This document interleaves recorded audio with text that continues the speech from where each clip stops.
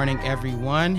It's your host, Elijah Norris Holiday, bringing you again another episode of the ADOS podcast. Today I have with me Representative Fue Lee, the Assistant Majority Leader in the Minnesota House. Thank you for joining us, Fue. But before we kick off and really dive into our subject today, I want to take 30 seconds just of silence for the young brother who passed away in St. Paul due to gun violence, BJ. I'm not going to do the whole government name thing. If you know, you know. But I want to take this moment just to acknowledge that.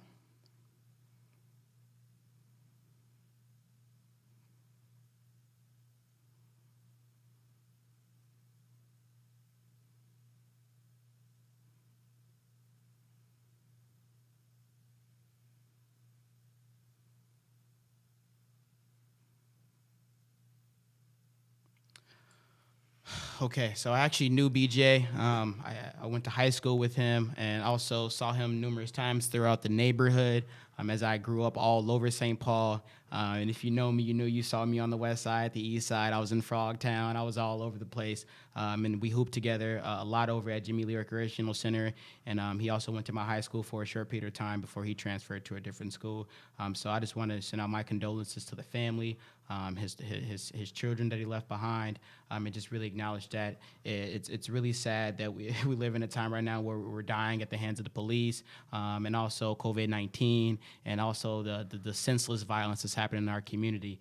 So I really pray for my city of St. Paul and in Minneapolis. I'm sure we'll get into a conversation. Representative Fue Lee being the representative over in North Minneapolis, I'm sure you've seen your fair share of violence over there, and maybe you can speak to that a little bit as well once we kind of kick off this conversation. So now I'm going to have you do a quick introduction to our folks who don't know you. Tell us who you are. Thank you, Elijah, for having me on this podcast. I'm State Representative Fue Lee. I represent District 59A, which is in North Minneapolis. I'm a lifelong resident there. I was born in a refugee camp in Thailand, and we came to the United States when I was less than a year old. Grew on the north side and graduated from our public school system there. And I'm pretty sure we're going to talk about the education system that we have in Minneapolis too. And so I just wanted to leave it at that, and we could just start the conversation. Absolutely. Okay, so what started your passion for politics, Fue? So for me, growing up, I really did not want to be involved in politics. I always wanted to be in public service, and so my dream job at that time, was to really work in government or to work for the people, and that was started off because of my experience as a refugee. My dad, we came to the United States. He doesn't have any formal education, but as a kid, I saw community members coming to my dad to help mediate situation within the family or within the community, and seeing that, I thought that I need to give back to the community, and being from a very low income family, being on public assistance, that's the only way that I could give back. And so I went to school, college. I went to Carleton College, looking at political science or just in government in general, and then that's when I started to learn about our political system, where it's more of whoever is involved in the process, like going to caucuses, running on a party platform, and all of that. And my first caucus was back in 2012 when I went, and a lot of the folks there did not represent or did not look like the community that I grew up in. And so I thought that, hey, I need to do something. After graduation from college, I came back to North Minneapolis, did some political organizing. And at that time in 2013, there was 35 candidates running to be mayor of the city of Minneapolis. And when I was out there organizing for one of the candidates for city council, I did not see any of our mayoral candidates out there to, be in discussion or engagement with our community. And so that's why I thought that politics is the way it is, because, candidates are not out there engaging with community members. And so it was my goal to, just turn out as much people as I can. Yeah. So that we could get turnout on the north side and actually get some representation. And so that's just the short of how I got to where I'm at. Really wanting to just have my neighbors be out there, to use their voice to vote, and to be engaged in discussions and whatever happens to our lives over at the city level, and now for me at the state level. Absolutely. I don't think anyone that's in politics intended to go into politics. They just stumbled and found their way in there. Certainly that's the case for me. So I actually started off as a nursing major, and junior year, I'm like, oh, I can't do this anymore. I want to go into public service. And yeah, now I found myself actually pursuing a master's degree in public administration and heavily politically involved throughout the Twin Cities. So Awesome. I kind of the same, similar experience to you. I didn't want to do it at first, but I did want to give back. And, I ended up going into politics as a way to give back. Right. So that's great. Would you speak to a little bit more about the demographics over in North Minneapolis, specifically 59A, the district that you represent? So the demographics in North Minneapolis, in my district, I think we are probably the most demographically diverse district in the state of Minnesota, where I believe 38% is white, 36% is black, about 14% is Asian American, I would say Hmong, which I am, and then about 8 to 10% Latino, Latinx, and then the other are just mixed. And so I don't know if the math adds up, but the latest that I checked out the demographics, of my district, it's around that. And so I feel like, I have a unique perspective because, our district is so diverse that, you have to represent different communities and really try to do the best that, I can do for our district and for the state of Minnesota. And so having conversation like this and having just getting out there to door knock and talk to neighbors, I think that's really important. And I have been doing that and I will continue to do so. And really just want to make sure that the policies that we have over at the Capitol really reflect the community that I live in. Absolutely. I heard you talk a little bit about being visible.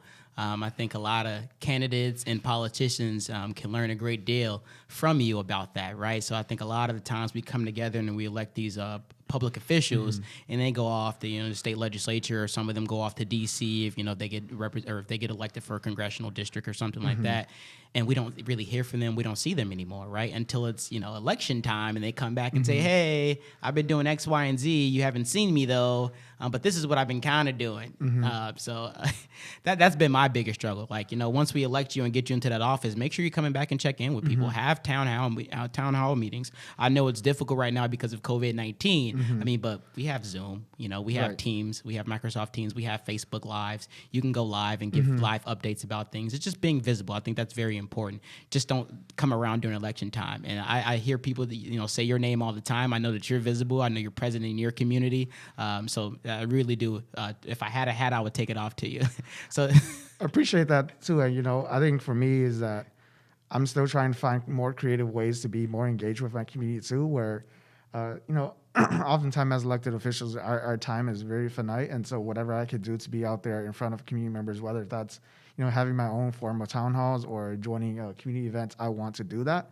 And so that's why I really appreciate this platform that you have and inviting me here to really have this discussion about what's going on. And to your point about, elected officials, coming in around election time and then leaving and not being present, that's the same mindset that I had as a kid growing up. That's why I thought that, hey, I don't want to be involved in electoral politics. I just want to go into the foreign service, international relations, and just do the public service and not have to worry about just showing up for votes. But guess where I'm at? Right, I'm elected official asking people for votes, and so I think that's so crucial that we as elected officials, after being elected, be present and in whatever platform that I can do to represent my community or to be a voice for them and to hear them.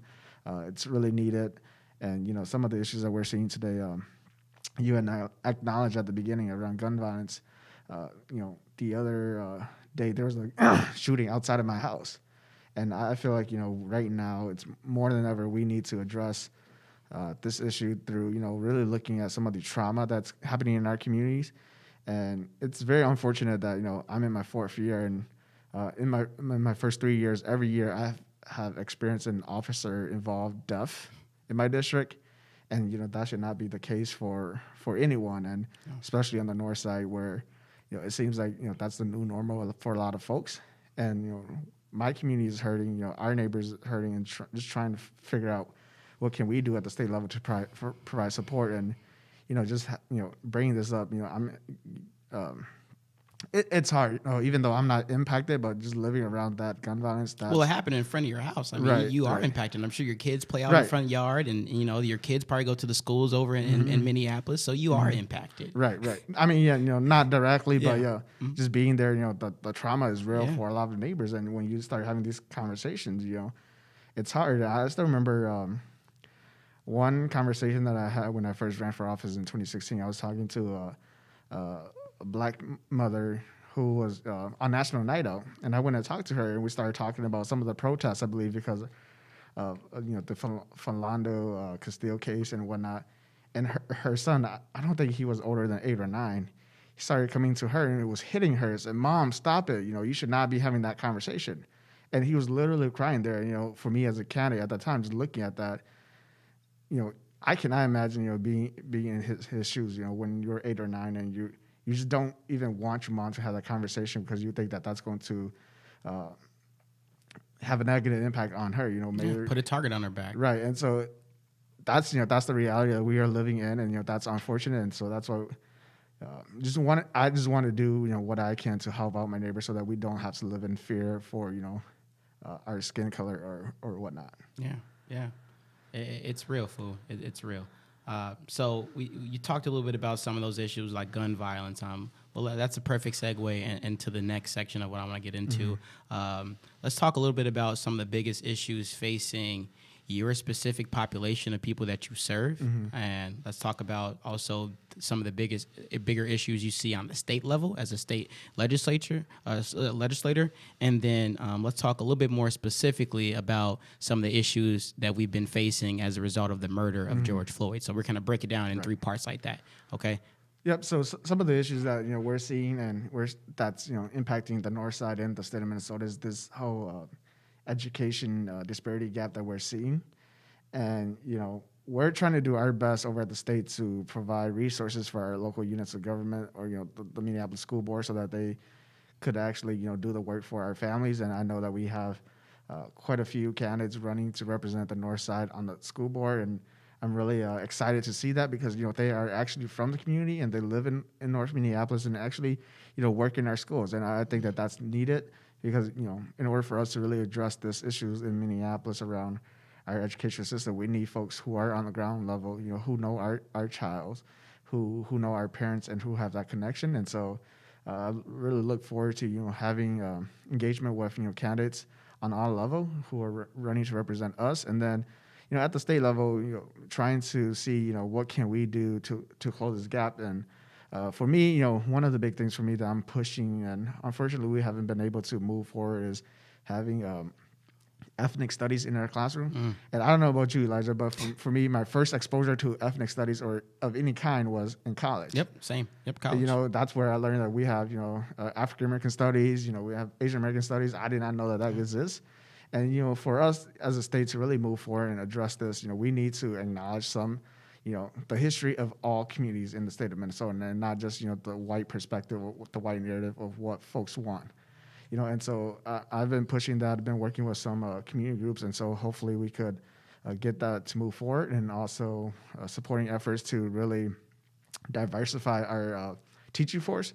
Right now, I believe only 4% of our teachers are teachers of color in the state of Minnesota, and so we need to do better. Same statistic nationally as well. 4% of all teachers nationally are teachers of color. Right, and we're putting, I could say that we're putting in money right now, but some of these teaching programs are not working because I don't know if they're attracting enough or retaining folks to stay in this profession, and I think that leads down to the discussion of how do we prioritize and actually make the teaching profession something that they are professional. So we really need to pay them, for what they're worth, and actually, like the education support staff too.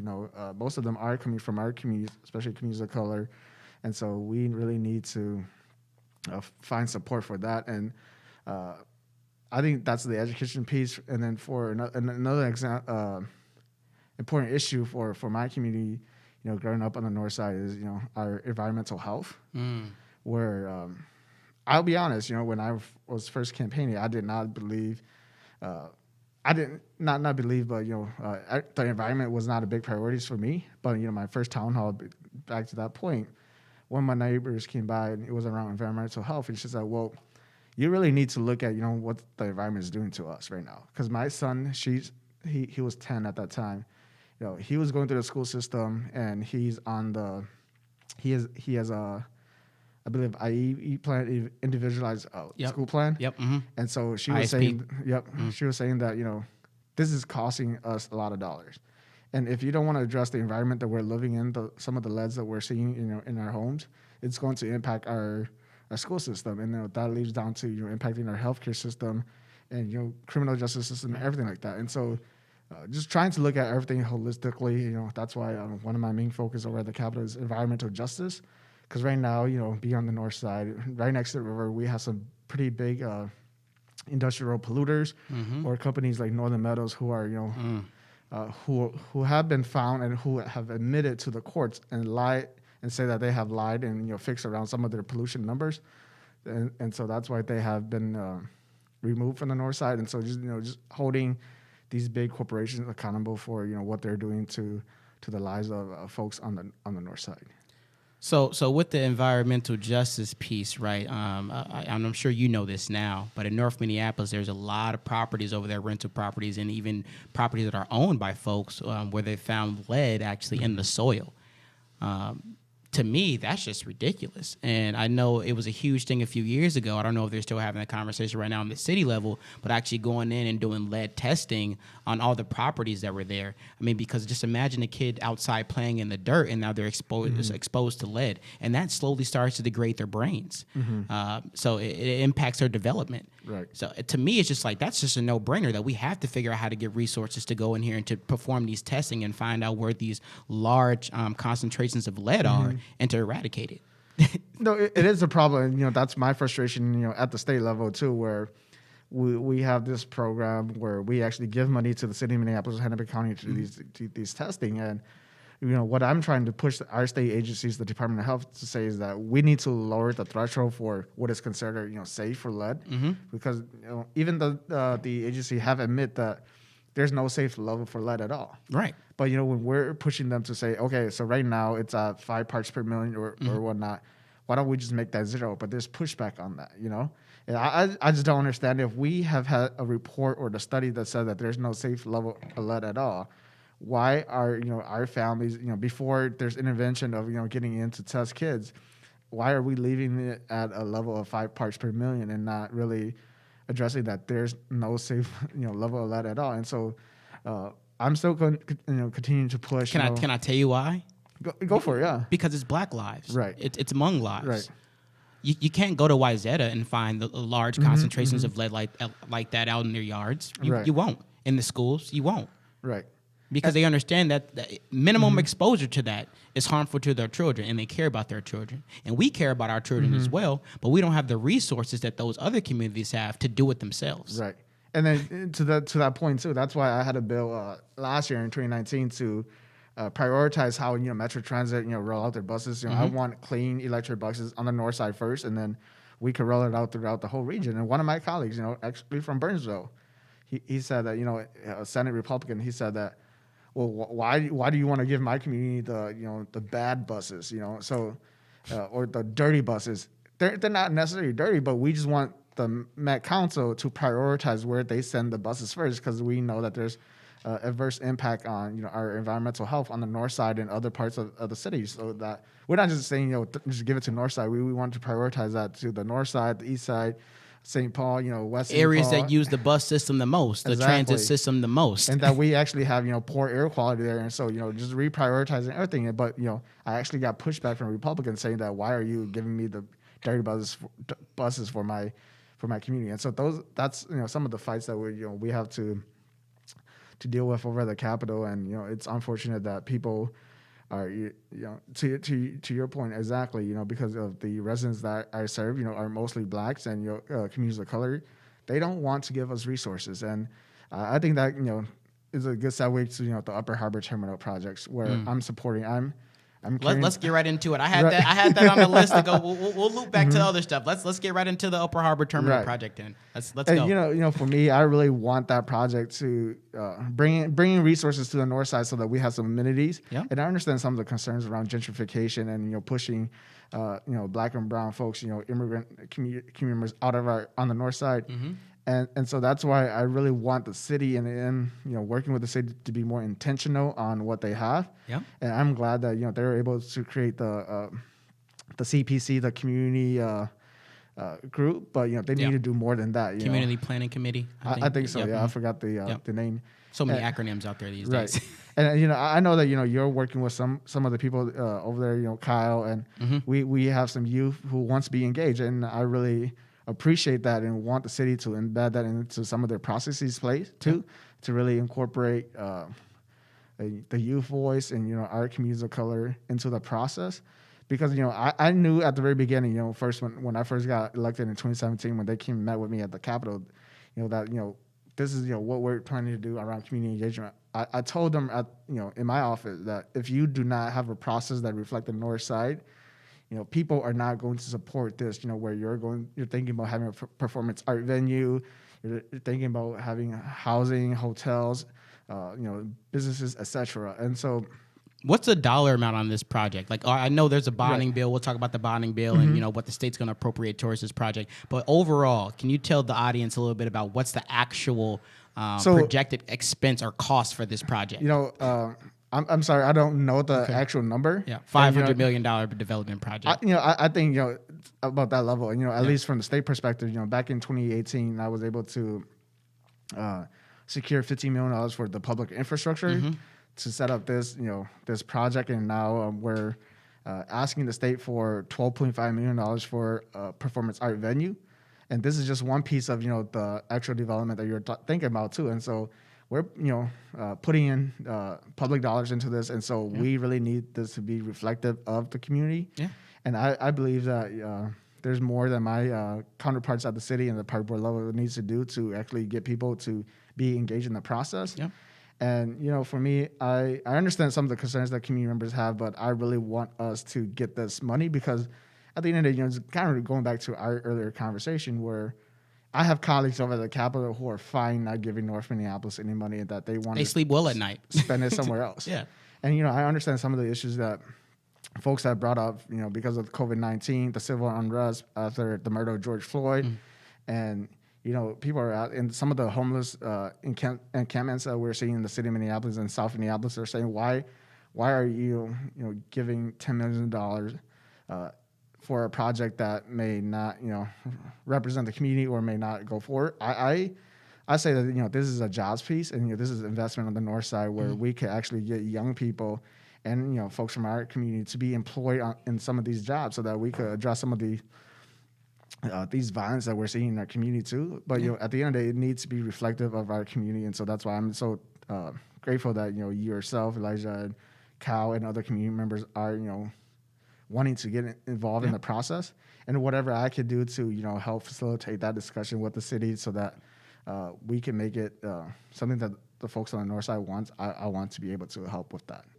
I agree with you because I understand your role as a House of Representative member in the Minnesota legislature. I understand your role. You're just in charge of helping try to appropriate as much money as you can to the district that you support. That's your role. I see you as I got the analogy yesterday from my business advisor. You're basically a fisher. You go out, you fish, you try to get us the biggest fish possible, and then you pull up to the shore, you drop the fish off, and then you're gone. That's what your role is. I need to get this money to my district so we can get this project. We need to create jobs. We need to help support our people. That's what your role is. And you're doing a fantastic job at that. I have to say that. So thank you for that first.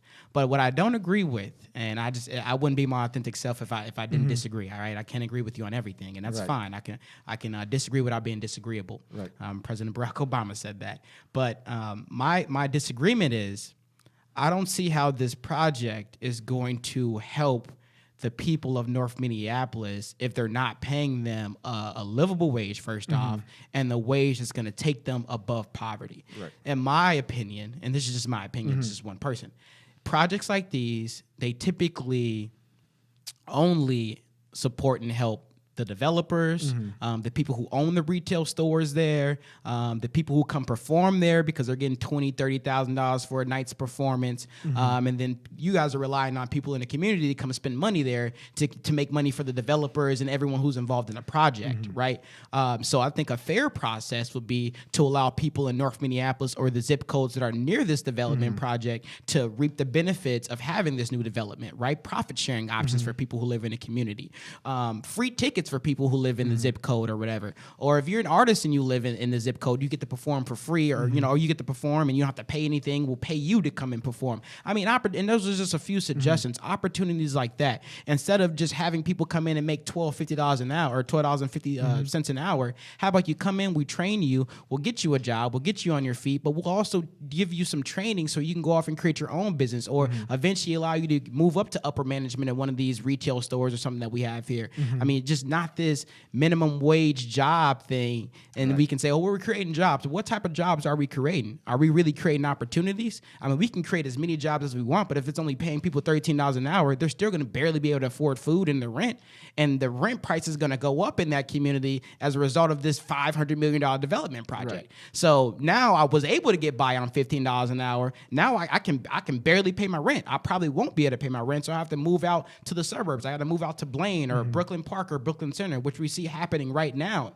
in real time, fool. We see this happening, and we don't have this $500 million project happening right now. So imagine how those disparities are going to be exacerbated once this project is in place with the current process that's taking place. Right. That's just my disagreement right there. No, and I completely, I understand that piece, and so that's why I don't know if you have the chance to look at the language that I have for the bill. I have not yet, but I will. I will. It was just sent to me last night. So so just take a look at that, and so that's why we have some language in there to actually define that we need some community benefits for the community, and to your piece about the free tickets, we do require a free programming. For the north side and for adjacent communities to the venue, and so I think that in the bill that I have, if you have a chance to take a look at the language, we do set up some guardrails for that to ensure that we have that. Excellent. And if going forward, if the city does not do that, next year we could come back and actually think of some other mechanism to make the city do that. And like I said, in one of our previous conversations, the phone call that we have is that. This is not the first time that I'm going to be working with the city to help them push some of their legislative proposal over at the Capitol. And we need to have this, working relationship where they need to acknowledge, some of the concerns that, you brought forth that are, legit concerns that from my community and actually work to address that. And if not, then it will be tough for us to, work together going forward. And so I think that the city have heard that from me, and they are, working to accommodate that. And as community members, as you're out there organizing our community members, if there are pushback from the city, definitely let me know so that I can have that conversation with them too. Because, those issues that you brought forth are real issues that, I do not want folks on the north side to be displaced, or, to your point about jobs, working in jobs that are not livable wages.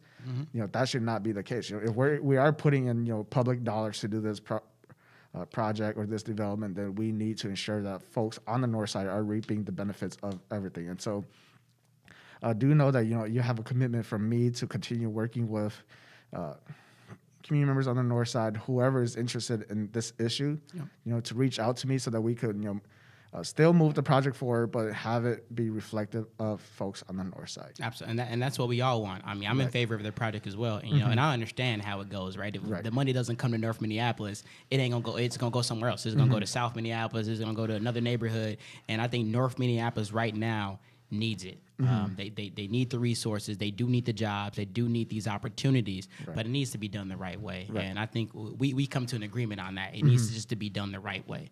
So thank you for that, Fu. So there's a lot of key races. I know you got to jet out in a few minutes, but before you go, I'm going to leave on a little lighter note. There's a few key races happening right now, especially over in 59B, as the current incumbent did not get the endorsement, as you know. So that's kind of a contested open race right now. There's a school board race that you mentioned. Is there any candidates that you're looking at either in the school board race or over in 59B right now? They're like, I kind of like their platform, their ideas. What they have to say, is legit. It's worth exploring some more. I think with regards to candidates, I think that right now we have very diverse pools, and some of the candidates that I referenced to earlier, I think at the school board level, we have our current member Carrie Jo Felder, and the next one is Sharon Elamine, and I think that both of them will be able to really advocate for the north side, and I'm just glad to see that we have community members who live on the north side who have seen like this disparity in our community who are fighting for that, and I could support either one of them if they get elected to the seat, and really work with them to address some of the disparities and some of the concerns that we are seeing at the school district level. And then with regards to District 59B, as a assistant majority leader in the House, I can't really, endorse or support any particular candidates. And so that's why I'm staying out of that race. But I'm really excited that, I know that Representative Raymond Dean, who is my colleague right now, has been serving the North Side, who and has done a great job. And then we have Esder, who is the DFO endorsed candidate, who, wants to, was able to get folks on the Democratic, from the Democratic, process to endorse her. And so I just look forward to seeing whoever, wins and after the August primary, because I think that at the end of the day, that's the most important. That's where our community members, everybody who lives in our community who wants to voice their vote or make it heard, will actually get the chance to do that. And for myself, back in 2016 when I ran against, I don't know if you know this, I ran against a 20-year incumbent. I did not know that. Yeah, I did not get the party's endorsement, and I said that, hey, let's take it to the street, get people to turn out to vote. That's what I do, grassroots. Right, and so, we were able to get people to come out and vote, and we won by a 10% margin. Wow. And so I think that, that's why it's so crucial, even though we have this process in place, we're within the DFL process, it's so important that we have our community members to get out there to voice their opinion. And so it's so important for the primary races to determine who's going to represent 59B so that we can continue to fight for the North Side over at the state capitol. Absolutely. So from my take on that is you're willing to work with whoever is going to pretty much be elected in that seat. You want to work with them to continue to provide support to the North Side, and that you want to form partnerships with those folks, like you've already been doing since your time of being a state legislator. Definitely, yep. So that's good, man. That's amazing. I think there's going to be a lot of great things to come. It's unfortunate that a lot of this stuff is happening at the result of the murder of another ADOS man. But it's happening nonetheless, and hopefully we can really take this momentum and truly create some change. That's my biggest thing. I don't want the conversation to stop once we feel like, okay, we got enough, because we're never going to have enough until the people on the North Side, the people in St. Paul, Minneapolis, throughout the state feel liberated. And that's going to take a little long. It's a long fight, but based off our conversation today, it seems like that you're ready, you're energized, you're passionate, obviously, about what you're doing, and that you're not going to stop until you continue to fight for that liberation for our people. So thank you for that, Representative Fue Lee. Yeah. Thank you, Elijah. Yeah. And, just to close off, and, just want to say I really appreciate this. And this is just the first of many conversation that we're going to have. And, if there's other opportunities to be here, to join other guests too, do let me know. Okay. And I just want to be there and, be a partner with you and, with other folks in our community to see what can we do to, change and impact the life of folks on the North Side, for you in St. Paul and, for the state of Minnesota and actually our country too. And so do know that, you have myself as a partner over at the Capitol, and that, if you want to engage with anybody else, the governor or any other elected officials, do let me know and we can make that happen. Awesome. Thank you for that, sir. Thank you. Thank you. Well, that's going to conclude our episode for this week, everyone. Thank you for tuning in. I'll see you shortly.